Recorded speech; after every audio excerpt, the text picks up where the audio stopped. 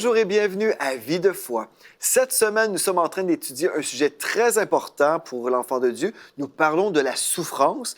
On va tous passer par des épreuves, par des moments difficiles, mais on doit savoir comment réagir, comment on doit interpréter la situation pour savoir est-ce que Dieu m'appelle à résister ou est-ce que Dieu m'appelle à demeurer dans cette situation actuelle. Bref, on doit vraiment s'examiner et examiner nos croyances parce qu'en fait, si je crois selon la parole de Dieu, je vais vivre dans la victoire, peu importe les vents contraires, peu importe les attaques du diable, je vivrai de gloire en gloire. Mais si je marche dans l'ignorance, si je me fais totalement voler par le diable, bien ma vie va être terrible comparativement à ce que Dieu aurait voulu pour moi. Donc, cette semaine, on a passé déjà 3 émissions où on a parlé de la souffrance. Première émission, on a vu les raisons pour lesquelles nous souffrons. On a vu qu'il y avait des bonnes raisons pour la souffrance et des mauvaises raisons. On a vu, par exemple, si je vis dans le péché et je récolte toutes sortes de problèmes, bien, ce n'est pas une bonne raison que je souffre, n'est-ce pas? Donc, je devrais simplement me repentir, me détourner du mal, revenir sur les sentiers de Dieu et, gloire à Dieu, vivre la délivrance, la guérison. Mais aussi, il y a des bonnes raisons pourquoi nous souffrons aujourd'hui. On a mentionné, par exemple, la persécution, parce que nous marchons dans l'intégrité, dans la volonté de Dieu et finalement, on vit une certaine souffrance, mais c'est selon la volonté de Dieu, dans le sens que c'est selon la volonté permissive de Dieu. Si on connaît vraiment le cœur de Dieu, il préférerait si on ne souffrait pas du tout, parce qu'il préférerait que la personne qui nous persécute, en fait, qu'elle soit sauvée. Mais puisqu'elle n'est pas sauvée, elle nous persécute dans cette situation actuelle, bien, Dieu préfère qu'on marche dans l'intégrité plutôt que de vivre dans le péché pour être avec le persécuteur. Donc, on comprend qu'il y a la volonté permissive de Dieu et la volonté parfaite. Et ce qu'on a dit, c'est que notre Dieu est parfaitement bon, il est merveilleux, il veut des bonnes choses pour nous. Mais on peut discerner vraiment qu'il y a 2 types de souffrance, des mauvaises raisons qui nous font souffrir et des bonnes. Une autre raison pourquoi nous pouvons souffrir, par exemple, c'est simplement parce que nous résistons aux tentations. On peut souffrir dans notre chair et puis on combat, mais gloire à Dieu, on combat le combat de la foi, donc on remporte toujours la victoire. Et voilà, ça, c'était dans notre première émission, une émission très importante qu'on a tous besoin de comprendre, parce que si on ne comprend pas ces choses, on peut vraiment souffrir inutilement. Et c'est dommage de souffrir croyant qu'on porte notre croix, quand au final, on porte autre chose, on marche dans l'ignorance et puis finalement, on est malheureux et c'est difficile pour rien. Dans notre deuxième émission, on a vu qu'on devait discerner notre ennemi véritable. Notre ennemi n'est pas Dieu. Si Dieu est pour nous, qui sera contre nous? Amen.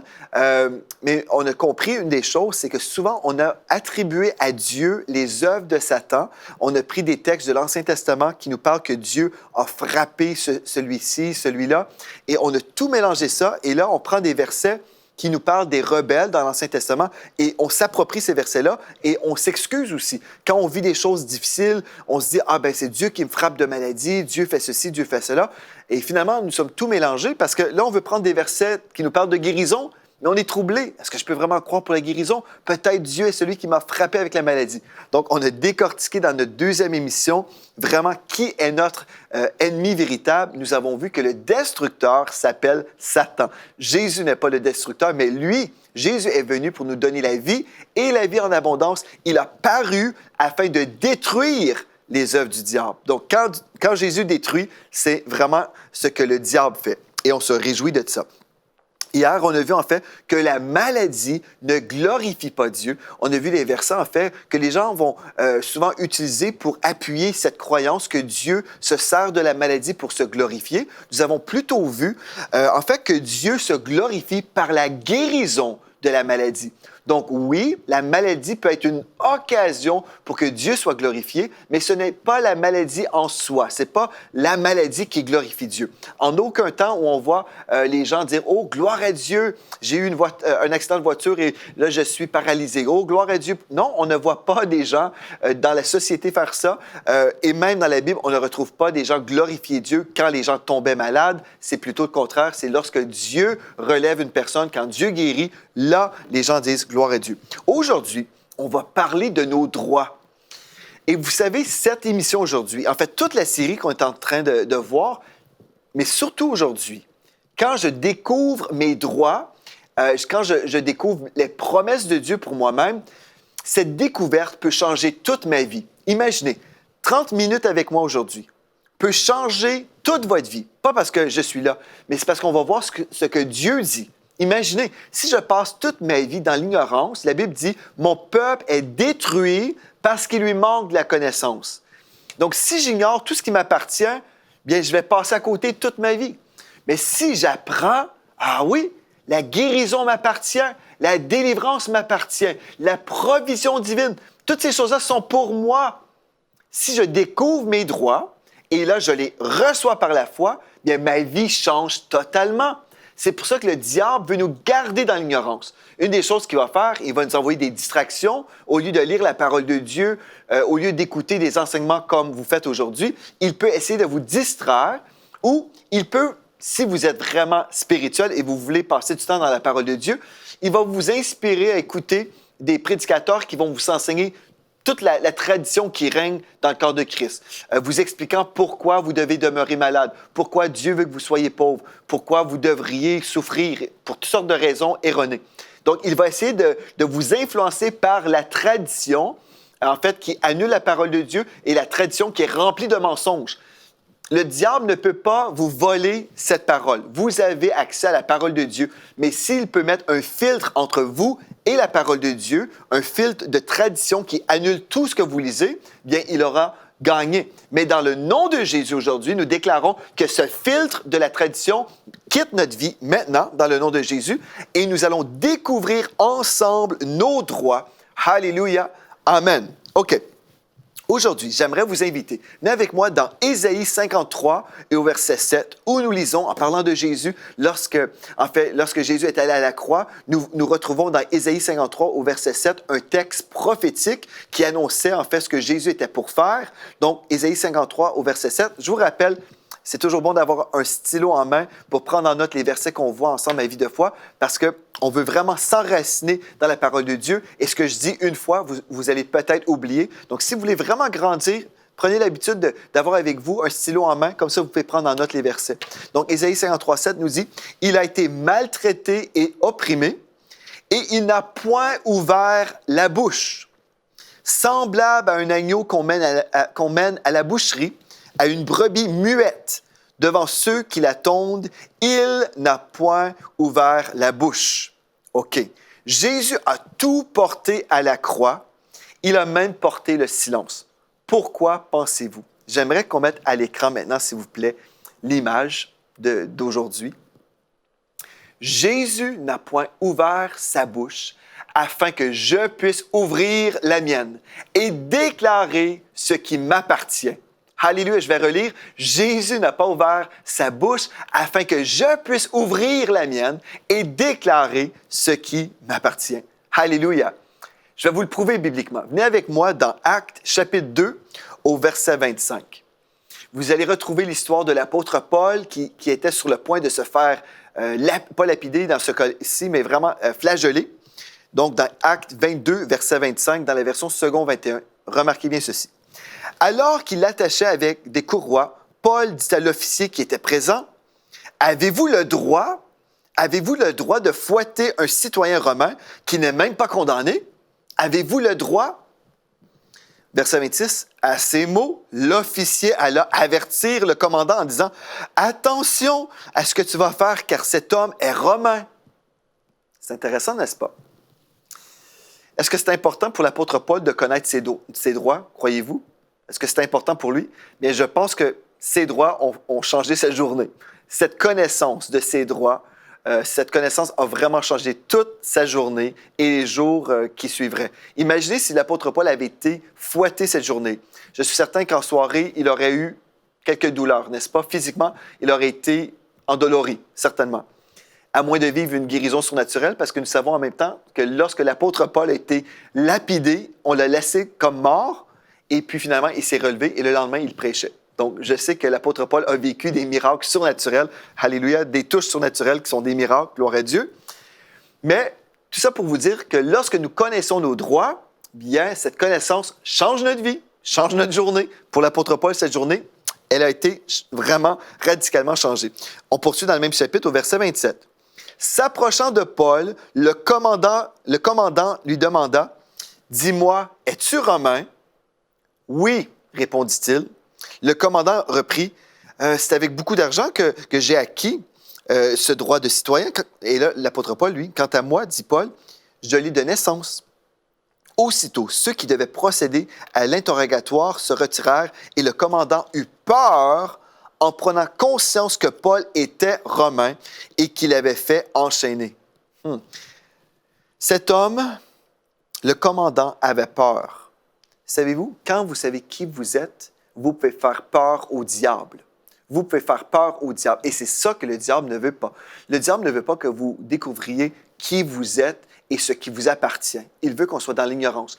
Dès que j'apprends que ce n'est pas Dieu le grand méchant, quand j'apprends que ce n'est pas Dieu qui me rend malade, que ce n'est pas Dieu qui détruit ma vie, quand je réalise que c'est lui le diable, le destructeur, quand je réalise que c'est vraiment lui le fautif, je peux me tenir debout dans la foi et le chasser. C'est ça que Dieu nous dit de faire. Le Seigneur Jésus nous a dit qu'on va chasser des mauvais esprits en son nom si on croit. Et je peux dire, enlève-toi, enlève tes pattes sales sur mes enfants. Admettons, votre enfant est malade. Quand vous savez que ce n'est pas Dieu qui rend votre enfant malade, mais que c'est le diable qui veut détruire votre enfant, on se lève dans la foi et on commande au diable, t'enlèves tes pattes sales maintenant. Tu quittes mon enfant au nom de Jésus.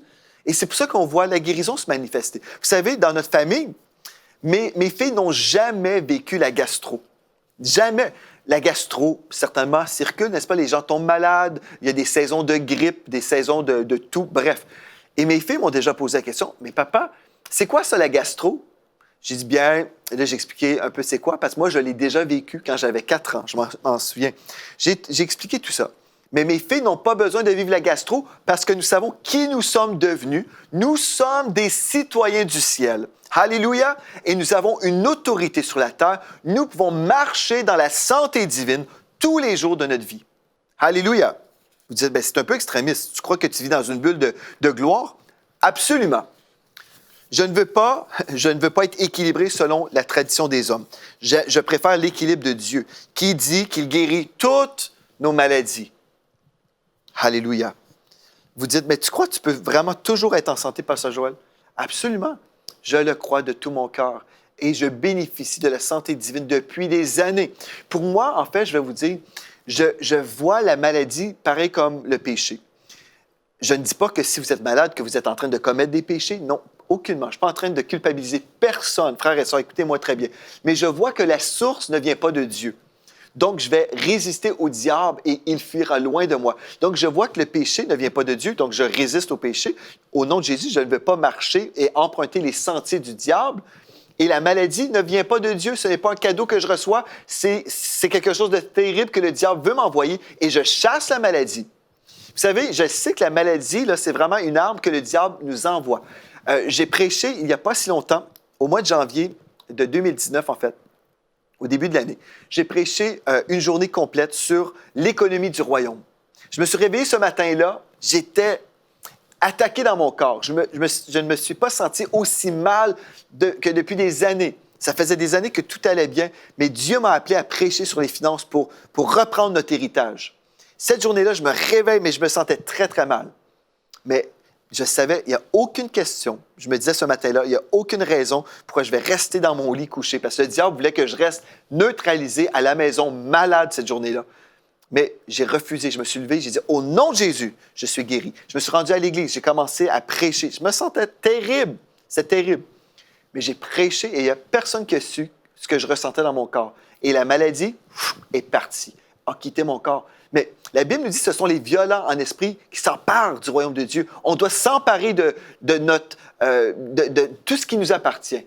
Nous avons des droits, frères et sœurs. Nous avons un héritage. Et si je suis passif, si je dis, OK, ben peut-être Dieu veut que je sois malade aujourd'hui. Non, Dieu ne voulait pas que je sois malade. C'est le diable qui voulait m'empêcher d'enseigner sur ce sujet qui était vraiment important à l'Église. Vous comprenez? Donc, nous sommes citoyens de la Nouvelle Jérusalem. Remarquez Philippiens chapitre 3 au verset 20. Notre citoyenneté est dans le ciel. De là aussi, nous attendons le Sauveur, le Seigneur Jésus-Christ. Nous sommes citoyens du ciel et nous avons des droits en tant que citoyens du ciel. Amen. Et dans la version second 21, j'aime beaucoup, nous lisons « Quant à nous, notre droit de cité est dans le ciel. » Allez découvrir ce qui est au ciel. Est-ce qu'au ciel, vous retrouvez la maladie, la pauvreté, toutes ces choses-là? Non. Je dois prier que ta volonté soit faite sur la terre comme dans les cieux. Je suis membre de cette terre physiquement. J'ai un corps de chair, n'est-ce pas, qui va retourner à la poussière. Mais premièrement, que la volonté de Dieu s'accomplisse dans ce corps. Que la volonté de Dieu s'accomplisse dans ma vie, dans le nom de Jésus. Je dois connaître mes droits. Et là, je dois les déclarer. Dans le psaume 107 au verset 2. Qu'ainsi disent les rachetés de l'Éternel, ceux qu'il a délivrés de la main de l'ennemi. Nous avons été délivrés. Ne priez pas, Seigneur, délivre-moi s'il te plaît. Non, Jésus ne reviendra pas une deuxième fois vous délivrer. Jésus est déjà venu vous délivrer. Moi, vraiment, frères et sœurs, des fois, j'entends les chrétiens dire « Ah, je prie que Dieu me délivre. » Lisez le livre, lisez la parole de Dieu. Il vous a délivré. Alléluia. Il vous a délivré du royaume des ténèbres.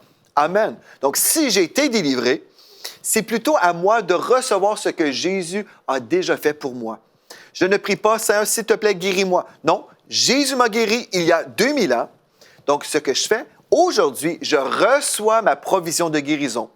J'ai besoin de finances, je ne supplie pas Dieu pour de l'argent. Je reçois ma provision.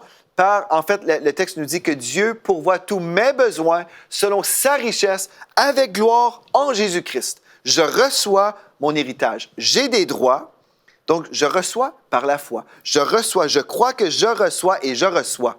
Amen. Alléluia. Et vous pouvez recevoir. Ce que vous avez besoin de faire, c'est découvrir les promesses de Dieu. Découvrir ce que Dieu a dit vous appartenait. Ceci t'appartient. Alléluia. Si vous dites, moi, je vais être pardonné de tous mes péchés. Bien, le texte me dit, c'est lui qui pardonne toutes tes iniquités. Vous pouvez le dire, Seigneur, il est écrit que tu pardonnes toutes mes iniquités. Je reçois aujourd'hui le pardon de mes péchés. Je reçois. Si vous êtes malade dans votre corps, c'est lui qui guérit toutes tes maladies. Vous pouvez dire, Seigneur, je reçois ma guérison. Par tes meurtrissures, j'ai été guéri. Alléluia. Gloire à Dieu. C'est le temps pour nous de se lever dans la foi et de déclarer ce qui nous appartient dans le nom de Jésus. Qu'ainsi disent les rachetés de l'Éternel, ceux qu'il a délivrés de la main de l'ennemi. Pas ceux qui...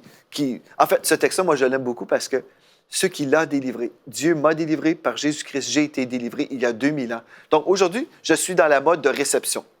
Je reçois ce qui a déjà été fait. Je n'ai pas convaincu Dieu parce que Jésus l'a déjà fait pour moi. Il a déjà voulu, il a déjà accompli. Donc aujourd'hui, je reçois. Tout est déjà accompli. Alléluia. Gloire à Dieu. Donc, est-ce que je devrais tolérer les coups de l'ennemi aujourd'hui? Non. Dans Proverbe 19, verset 29, nous lisons. Écoutez bien ceci.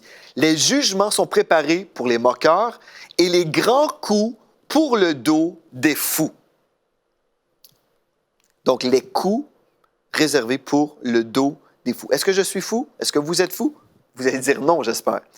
Je sais que mes coups, parce que moi, j'étais coupable de péché, mais je sais que mes coups, les coups que je méritais, ces coups-là ont été portés par le Seigneur Jésus-Christ. Remarquez dans Ésaïe 53, au verset 3, nous lisons, en parlant de Jésus, « Il est méprisé et rejeté des hommes, un homme de douleur, et sachant ce qu'est la souffrance, et nous avons comme caché nos visages devant lui. Il était méprisé et nous ne l'avons pas estimé. Vraiment, il a porté nos souffrances, c'est-à-dire nos maladies dans le texte. Il a porté nos souffrances ou nos maladies, et il s'est chargé de nos douleurs.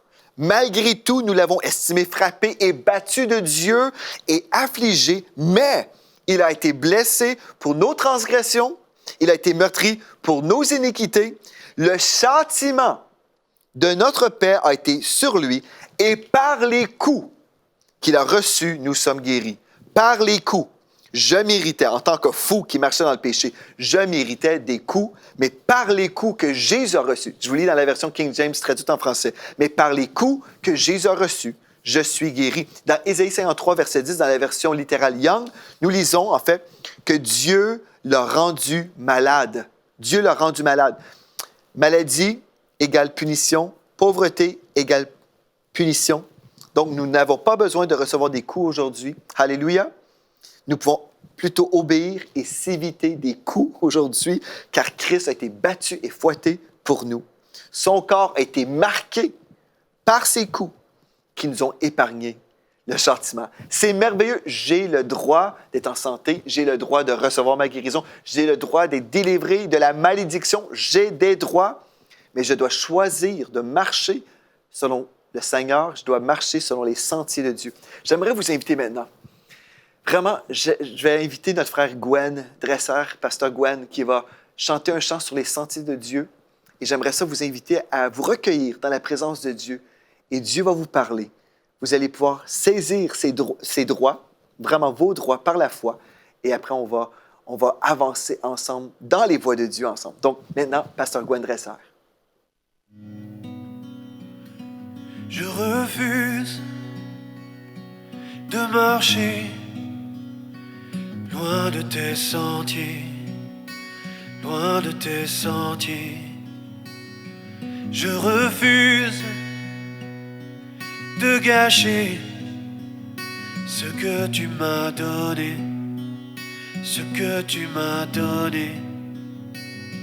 Je renonce à ce qui pourrait m'éloigner, pourrait m'éloigner. Je déclare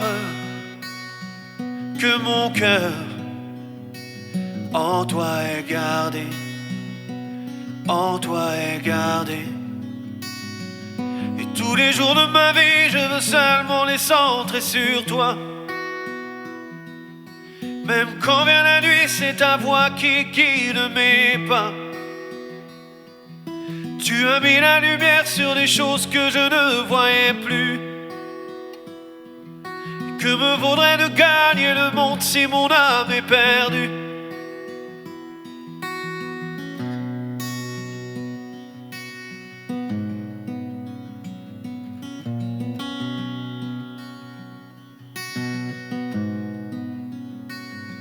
Je refuse de marcher loin de tes sentiers, loin de tes sentiers.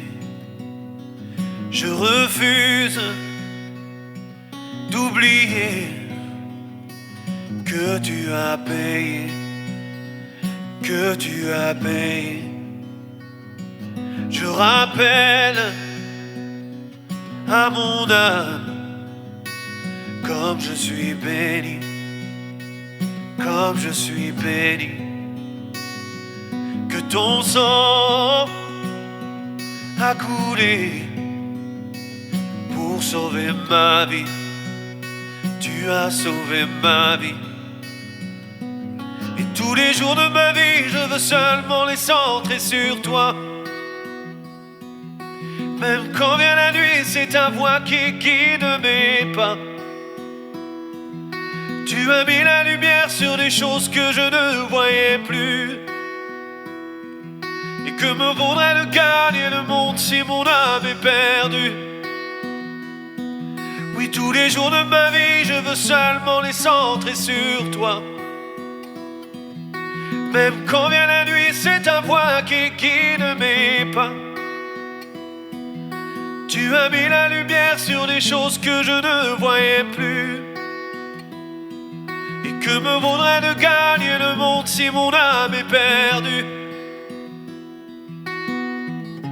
Et pour ce qui reste de mystère, je marcherai par la foi. Je connais le Dieu que je sers. Oui, j'ai confiance en toi. À chaque moment, à chaque heure, je sais que tu as le meilleur. Et pour cela, Seigneur, je refuse de marcher loin de tes sentiers, loin de tes sentiers. Je refuse de gâcher ce que tu m'as donné, ce que tu m'as donné. Je rappelle à mon âme comme je suis béni. Oui, je suis béni. Que ton sang a coulé pour sauver ma vie. Tu as sauvé ma vie. Et tous les jours de ma vie, je veux seulement les centrer sur toi. Même quand vient la nuit, c'est ta voix qui guide mes pas. Tu as mis la lumière sur des choses que je ne voyais plus. Et que me vaudrait de gagner le monde si mon âme est perdue? Où tous les jours de ma vie je veux seulement les centrer sur toi. Même quand vient la nuit, c'est ta voix qui guide mes pas. Tu as mis la lumière sur des choses que je ne voyais plus. Et que me vaudrait de gagner le monde si mon âme est perdue? Oui, que me vaudrait de gagner le monde si mon âme est perdue? Amen, amen. Dieu a des sentiers, vraiment des sentiers merveilleux de préparer pour nous et on peut marcher selon la volonté de Dieu aujourd'hui. On peut fermer la porte à certaines souffrances, pas la souffrance qui vient de la persécution. Non, on va continuer à honorer le Seigneur. Mais si nous souffrons aujourd'hui parce que nous ne connaissons pas nos droits, parce que nous sommes ignorants, aujourd'hui on décide, je vais découvrir mes droits, je vais découvrir les promesses de Dieu et je vais croire Dieu pour la manifestation de sa provision dans ma vie. Aussi, une autre chose que je dois comprendre, ce n'est pas le fait que je suis un citoyen du ciel, en fait, que j'ai le droit maintenant de vivre comme le monde. C'est une chose très importante. Donc, ma citoyenneté ne me donne pas le droit de vivre comme un hors-la-loi. Mais non, si je vis dans le péché, je peux me repentir. Et j'aime beaucoup 1 Corinthiens 11, verset 31 qui nous dit « Si nous nous jugions nous-mêmes, nous ne serons pas jugés. » Donc, j'ai le droit de me juger aujourd'hui. J'ai le droit de changer mon parcours. Si mes sentiers sont les mauvais sentiers, je peux dire non, je vais revenir au Seigneur et je vais bénéficier de ses droits. Je vais recevoir la délivrance, la guérison. Je vais recevoir toutes les promesses de Dieu pour ma vie. Parce que je refuse, tout comme Pasteur Gwen a chanté, je refuse de prendre mes propres sentiers. Je refuse de renoncer à la bénédiction, mais je vais renoncer plutôt à la malédiction. Oui, je vais peut-être souffrir à cause de mon intégrité. Peut-être il y a des gens qui vont m'attaquer, mais je suis en Christ. Et plus grand est celui qui est en moi que celui qui est dans le monde. Dieu me rend fort. Je puis tout par celui qui me fortifie. Alléluia. Même s'il peut y avoir des attaques de l'ennemi, de la persécution, je puis tout par celui qui me fortifie. Je vais demeurer sur les sentiers de Dieu. Et sur ces sentiers-là, je vais marcher dans l'amour, je vais vivre dans la gloire de Dieu, la présence de Dieu, et je vais déclarer mes droits haut et fort. Alléluia. Parce que j'ai été racheté de l'Éternel. Et c'est ça que Dieu me dit. Qu'ainsi disent les rachetés de l'Éternel. Je suis béni. Alléluia. Et je suis guéri à tous les niveaux. Merci Seigneur Dieu. Merci d'avoir été là. Demain, on va vraiment prier pour tous les besoins. Gloire à Dieu, c'est une invitation à vous et aussi lancer l'invitation à vos amis qui ont besoin d'une touche de Dieu. Donc, merci d'avoir été là et d'ici à demain, soyez richement bénis.